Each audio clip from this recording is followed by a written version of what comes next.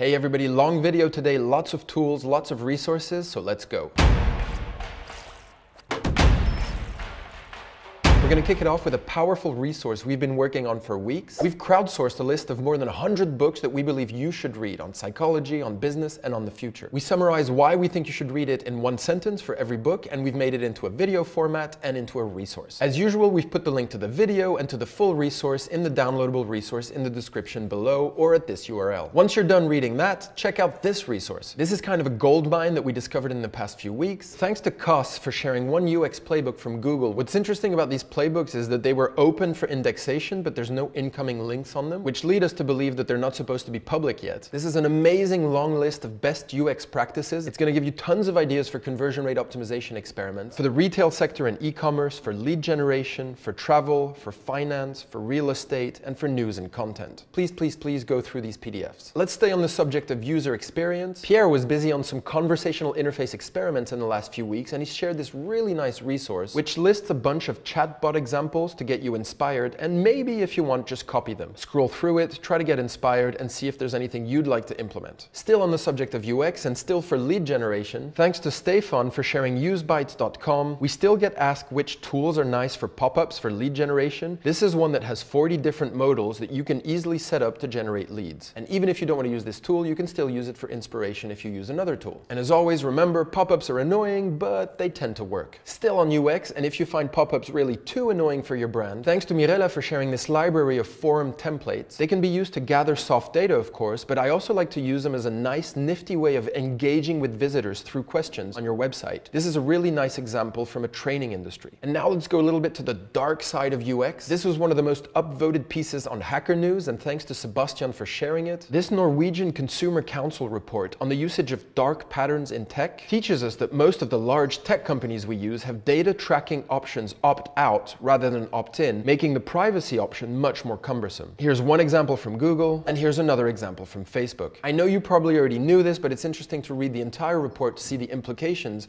and some patterns that you might not have thought of. Still on the subject of gray hat stuff, LinkedIn, which is one of our favorite networks at the moment, has been coming down really hard on bots and automation tools. Here's a tool from Quintin to see which Chrome extensions LinkedIn is tracking because they don't like them and they don't want you to use them on their website. Install the plugin and then go to LinkedIn and see what they're tracking. And you might consider removing them if you don't want to get flagged. Speaking of LinkedIn, as we know, it's a fantastic place to find interesting people, leads, candidates. If you're tired of copy-pasting URLs from the address bar into a sheet when researching leads or people, thanks to Jean for sharing Link to Sheet, where you can create lists of people you find on LinkedIn with just one click. Less copy-pasting and more working on your leads. Okay, now let's do a little bit of reading. Now, on a more positive, tech-friendly note, I loved reading this paper. There's been so much sensationalism about the effects of addiction to tech and screens lately. It's almost all we hear about. In this paper, we see a study examining the digital habits and mental health of 120,000 kids. What's interesting is that the study found that a few hours of device every day is actually associated with better well-being than no usage at all. The negative associations tend to crop up when people spend 6 or more hours on their devices, and even then, they were small and correlational. As usual, please read it, find the full paper in the resources below. Ooh, by the way, sometimes these research papers are totally paywalled, but if you're smart on Google, you can usually find a free version lying around somewhere. And speaking of Google queries, here are some really nifty Google search queries that were shared by Jean. This one, for example, you get a great overview of a website, including all of their subdomains. So for example, you can find their job pages, their blog pages, any other special domains. And if you change it just a little bit by moving where the star is, it's going to search for any archived pages within the chosen domain. This is also a powerful search query. It's a great way to find hidden papers or resources on a topic that you're interested in. From a content strategy point of view, it's also a great way to find pieces of content that haven't been made web-friendly and that you can maybe build on. And of course, check out the other Google dorks shared in this resource. Speaking of links, we share way too many reading links and resources on our Slack channels. So this is also a nice find. It's not totally perfect yet, but I've been using it for the past couple weeks. Try using this summarize bot, either through their Facebook Messenger bot or their Slack bot, or just testing it on their website. I tested it on that piece about well-being and kids and digital screens. You upload a URL and then you can see the summary of that article, the main keywords, and the main sections. I really advise to use this for larger pieces that take take 10 minutes to read or more. By the way, have you heard that skim reading is the new normal? Thanks to Sarah for sharing this article about skim reading. And although it focuses on the negative aspects of not being able to deep read anymore, my main takeaway from this article was a reinforcement of F and Z patterns of reading landing pages. It threw me back to this article that was shared a while ago on how to design your landing pages, your product pages, your website pages for Z and F readers. Check out the article, it's backed by a lot of heat mapping. Speaking of copy, thanks to Peter for sharing this really cool resource from Sumo. It's once again a study with research on headlines and gives you some indication of the most engaging headline phrases, some emotional headlines, what phrases not to use, and phrases that start or end headlines. There's a lot more in there, and I hope it'll give you inspiration. Ooh, still on the subject of copy and written text, we've also been testing out this transcription tool for videos, which Julia shared. It's called Simon Says, and you can test it out on the free version up to a video of 15 minutes. Basically, you input a video and it pulls out the text. It's not totally perfect, but it gets 90% of the job done. And if you don't have videos yet, you probably should. And how do you get started? This is a pretty cool tool shared by Jean. It basically takes stock video images and it's already got placeholder for text on top of it. So the idea is that you can create cool videos in the shortest amount of time possible. The only criticism I would have is that the videos are quite stocky. Check it out, maybe it fits your style. And still on the subject of visual assets, thanks to Jean for sharing this little gem. It's an image resizer offered by Slidely, where basically you can upload an image and it gives you the correct format for almost all social media channels. I kind of wish it had an API, but maybe just bookmark it and then drop images whenever you want to use it. And if you're still struggling to build beautiful images to resize for social, we've shared Canva in the past, which I'm sure that you've heard of. And here are two similar options. Here's snappa.com, which allows you to create online graphics in a snap with a very friendly pricing model. And here's crello.com, which very similarly allows you to create stunning visuals in a matter of seconds. Check them out, it's really easy to get started and see if one of them works for you. Now let's do a little bit of reading. Thanks to Bernardo for sharing that Microsoft has now surpassed Apple in market cap. At the time of the writing in the article, the difference was 2 billion. It's interesting because it's the first time in a long time that this has happened. Speaking of big tech companies, this is an amazing resource if you're working with innovation. It's called the Google Cemetery, and it's a long list of all of the public projects which Google has launched and then dropped. How many of these do you remember? It comes to show that building innovative products takes a lot of mistakes and a lot of false positives. On the subject of large disruptive technology, let's talk blockchain for 2 seconds. Thanks to Ansi for sharing this McKinsey article, which explains why blockchain hasn't reached the tipping point yet. Many prototypes have been built, but blockchain technology hasn't yet seen widespread application at scale. And although the future still remains uncertain, we at Growth Tribe are still extremely optimistic on the applications of blockchain technology. Okay, we're still reading, and now we're on the subject of AI within Europe. This has been really interesting. A European expert group has drafted an ethics guidelines for trustworthy AI for Europe. You can download the entire PDF at this webpage, where it goes through the ethical purpose of the framework, the realization of trustworthy AI, and it finishes on some nice assessment lists for trustworthy AI-based use cases. And while we're on the subject of darkish AI, here's a really nice resource. It's the 10 AI failures of 2018. In it, we're reminded how bad AI was at predicting the World Cup results, a funny blooper from Boston Dynamics, some Uber accidents, and this really scary throwback to phrenology where a startup claimed to predict IQ from faces. These are really interesting, kind of creepy, and they make you want to read that ethics book from the European Commission again. Speaking of AI and ethics, this was also a very interesting read on what's happening with the social score in China. Based on the social scoring index, which we explained a couple episodes ago, they've now started to block people from booking flights or trains if they have a low social credit score. The design to be rolled out by 2020 is going to aim to make it difficult to move for people who are deemed untrustworthy. So that's an interesting use of data gathering and machine learning. Still on the subject of China and machine learning, this is also a really nice piece on how China is mining data directly from workers' brains on an industrial scale. Government-backed projects have been deploying brain-reading technology to detect changes in emotional states in employees on the production line, in military, or at the helm of high-speed trains. This is people analytics, but taken to a completely different level. Speaking of cross-country differences, here's a cool little tool shared by Stefan. It's the Hofstede Insights country comparison tool. You basically put a bunch of countries in there and you see how they differ on key cultural aspects such as power difference, individualism, masculinity, long-term orientation, indulgence, and the aversion of risk. And how about talking about biases that cross cultural barriers, biases that we all have as humans? Thanks to Paolo for sharing yet another beautiful collection of our cognitive biases with extremely clear explanations. This one seems to go a little bit more in depth than the typical lists we see. I discovered some new ones like reactance, the category size bias, or the hyperbolic discounting effect, which can give you great ideas for your price testing. Still on the subject of machine learning, did you know there's 2 types of data scientists, type A and type B? Really interesting to read this article shared by Bernardo, where we discover type A, for example, prefers problems that include multivariate tests or research that leads to white papers or informed strategy, whereas type B prefers building recommender systems system, improving search and browse, classifying images or text using machine learning algorithms. So which type are you and which type should you hire? Oh, by the way, speaking of image recognition, this one's really a lot of fun. If you happen to have an iPhone X, you can now 3D scan anything and create a beautiful render. We've been scanning heads of people in the office, and it's amazing to think that we now all potentially have a 3D scanner in our pockets. It only works for the iPhone X, and it only works with the front camera now, the one that uses facial recognition. Okay, let's stay on the subject of data with data visualization. Thanks to Judith for sharing this one. Last time we shared Diagram, which goes through all data visualization types, and here's a very handy decision tree. It's kind of like a cheat sheet. If you want to decide what is the best data visualization to use depending on the type of data you have. So let's look at some descriptive analytics. Here's a really cool article shared by Peter. It's a fantastic read with some descriptive analytics on stats that billion-dollar companies have in common. Of course, this is correlation, not causation, but it's still interesting that we find that more than half of founding CEOs are actually over 35 years old. So the myth of the young 20-year-old entrepreneur isn't completely true. You can also find that 70% are repeat entrepreneurs that previously founded a successful company before. Check out the article and take it with a pinch of salt, because you should also look at what they define as success. Beautiful graphs on that article, right? Beautiful descriptive analytics. If you want to make similar graphs or different graphs, thanks to Julia for sharing sheetsformarketeers.com's templates. It's a really nice full list of templates for Google Sheets. I especially like this library of technical SEO templates. Speaking of SEO, thanks to Julia again for sharing this cool Chrome extension that allows you to download the data from your Google Search Console and import it directly into a spreadsheet at the click of a button. And while we're deep inside spreadsheets, thanks to Paolo for sharing this project management tool, what it basically does is it allows you to link dates in your spreadsheets to a Google Calendar. So if you're managing your projects in spreadsheets, then you can send deadlines to other people's calendars. And here's another cool little nifty SEO tool shared by Bernardo. You can play around with it. It allows you to see the searches of specific keywords according to Wikipedia searches. Okay, great. Now I'll just dump a bunch of tools and resources at you so you can pick what you like. This one's really cool. It's a completely free alternative to Hotjar. Thanks to Roland for sharing this one. It's delivered by Yandex, and the reason why it's free is of course because they use the data to improve their paid products. So if you want to do user recordings for free, check it out. Here's an interesting one from Intercom's blog. It's the ultimate marketing tech stack for 2019. So they ran a bit of research and they looked at their own company and they came out with some tools that are more interesting than others. Here's a random beautiful one shared by Jim. This is Google's Earth Studio, which is probably one of the most compelling web apps we've ever seen, and which is essentially a full-on 3D editing suite for Google Earth. Technology is beautiful. Julia also shared this cool tool for email signatures. You can build an email signature for yourself or for your team or company. This is another really cool one shared by Jean. It's a nice Chrome extension that allows you to strip a page of all styling so that you can basically see what Google sees. And this one's also nice. It was shared by Mirella. If you think your website might be neglecting people with disabilities, acts as an accessibility checker tool that was recommended by one of our participants. It scans your website and gives you a list of all the accessibility issues of your website. Okay, and 3 more before we go. If you use Noisily, but you need a little bit more variation, My Noise has tons of customizable soundscapes for noise cancelling. Thanks to Sophie for sharing this. We're a lot more mindful since we've been using it. It helps you with focus and more. Here's one by Ferdinand, who started to get annoyed with all of the Slack bot interactions we had on Slack. This tool allows you to kill the Slack bot in specific channels where it's being irrelevant or way too annoying. And here's a last one. It's a cool little experiment from Typeform. It's a tool to get feedback via videos without the other person needing to install anything. So you basically record yourself with your video and then you can send it to somebody else and ask them for video feedback directly through that link. Kind of cool. Check it out. User feedback tool. If you like the resources, don't forget to subscribe. It really helps us. If you have any recommendations, stick them in the comments and we'll see you really, really soon.